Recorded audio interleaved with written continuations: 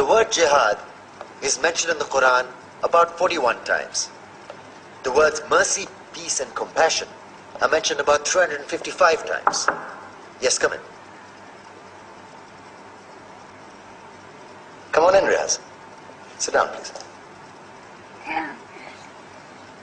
Contrary to popular belief in most Western cultures, Islam is a religion that preaches peace and tolerance. Yes, Patricia.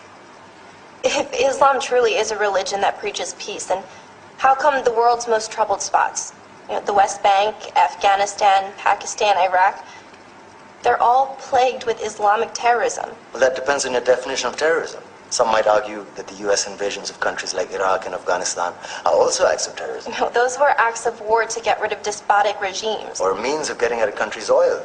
Conspiracy theories. Well, May I? Yes, please. Go ahead, Riaz. Mr. Khan is right. I mean, if we're talking about terrorists, the world's biggest terrorists are the white superpowers. Come on now. No, really, stop and think about it.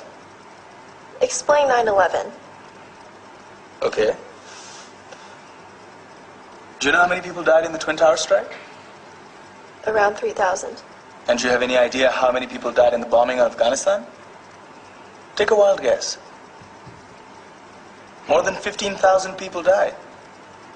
And that's just conservative figures.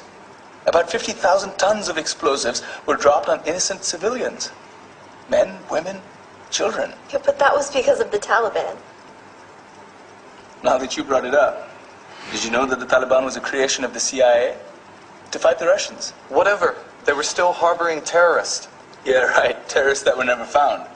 Just like the weapons of mass destruction that were never found in Iraq. Do you want to get into the death toll in Iraq? 500,000 civilians and counting. And what do Britain and America say when they don't find these weapons? It's simple. They just say sorry. And still refuse to relinquish control of these countries. What are you trying to say? What I'm trying to say is that just because you're American, wear a fancy suit, and call yourself the president, doesn't make you any less of a terrorist. I'm saying that if you don't stop meddling in other people's countries, you will face a backlash. If Muslims like you feel that way, then why don't you get out of our country? We will. As soon as you promise to leave ours.